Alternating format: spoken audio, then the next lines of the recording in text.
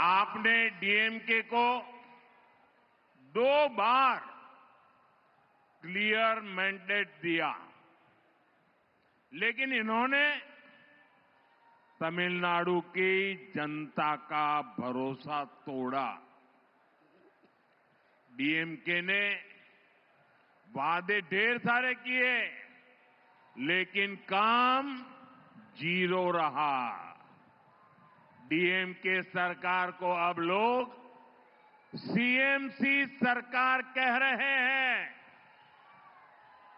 CMC सरकार यानी corruption, mafia और क्राइम को बढ़ावा देने वाली सरकार। तमिलनाडु की जनता अब डीएमके और सीएमसी दोनों को उखाड़ फेंकने का मन बना चुकी है। यहां बीजेपी एनडीए की डबल इंजन सरकार बनना तय है। நண்பர்களே, ஆட்சி செய்ய நீங்கள் திமுகவிற்கு 2 முறை வாய்ப்பளித்தீர்கள், தெளிவாக அதிகாரம் அளித்தீர்கள். ஆனால் அவர்கள் தமிழ்நாட்டு மக்களுக்கு நம்பிக்கை துரோகம் இழைத்து விட்டார்கள். வாக்குறுதிகளை அள்ளி தெளித்தது திமுக. ஆனால் ஆற்றிய பணிகள் என்னமோ பூஜ்யம்தான். திமுக அரசினை இப்போது மக்கள் சிஎம்சி அரசாங்கம் என்று அழைக்கின்றார்கள் தெரியுமா? சிஎம்சி அரசாங்கம் என்றால் கரப்ஷன், மாஃபியா மற்றும் கிரைம், அதாவது ஊழல், குற்றவாளி குழுக்கள், குற்றங்கள் ஆகியவற்றை ஆதரிக்கும் அரசாங்கம். தமிழ்நாட்டின் மக்கள் இப்போது திமுக மற்றும் சிஎம்சி இந்த இரண்டையுமே வேரடி மண்ணோடு கிள்ளி எறிய வேண்டும் என்று தீர்மானம் செய்து விட்டார்கள். இங்கே தமிழ்நாட்டிலே பிஜேபி என்டிஏவின் இரட்டை என்ஜின் அரசாங்கம் அமைவது உறுதியாகிவிட்டது.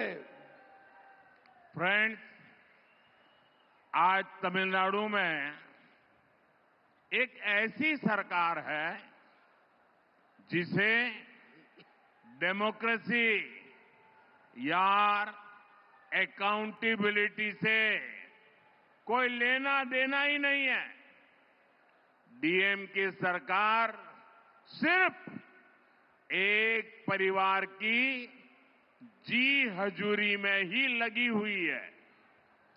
अगर किसी को डीएमके में आगे बढ़ना है तो उसके पास सिर्फ 3 या 4 रूट हैं। Dynasty root, corruption root, abuse women root, abuse our culture root. और यही कारण है कि आज डीएमके में वही लोग आगे बढ़ रहे हैं जिनको इस प्रकार के काम आते हैं।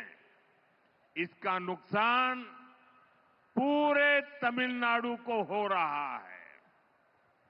तमिलनाडु का बच्चा बच्चा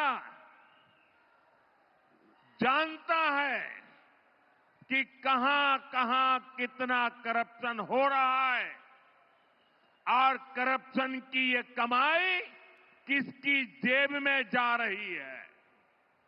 நண்பர்களே, இன்று தமிழ்நாட்டிலே எப்படிப்பட்ட அரசாங்கம் இருக்கிறது தெரியுமா? இங்கே ஜனநாயகம் இல்லை, நம்பகத்தன்மையும் இல்லை.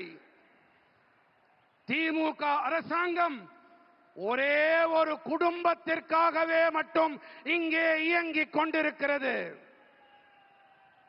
நீங்கள் திமுகவிலே முன்னேற வேண்டும் என்று சொன்னால் அவர்களுக்கு ஆமாம் சாமி போட்டு ஆக வேண்டும். இங்கே 3-4 பாதைகள் மட்டுமே இருக்கின்றன.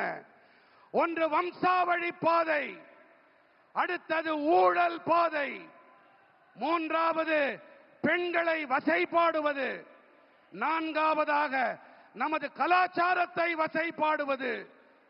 இந்த காரணத்தால் தான் இங்கே திமுகவில் இருப்பவர்களால் முன்னேற முடிகிறது கட்சியிலே. இதன் பாதிப்பை தமிழ்நாடு சுமக்க வேண்டி இருக்கின்றது. தமிழ்நாட்டிலே ஒவ்வொரு குழந்தைக்கும் இந்த விஷயம் நன்றாக தெரியும். இங்கே எத்தனை ஊழல் மலிந்திருக்கிறது, அந்த ஊழல் பணம் யாருடைய ஜேபிக்கு, யாருடைய பைகளுக்கு செல்கின்றது என்பதை சிறு குழந்தை கூட நன்றாக தெரிந்து வைத்துக் கொண்டிருக்கின்றது.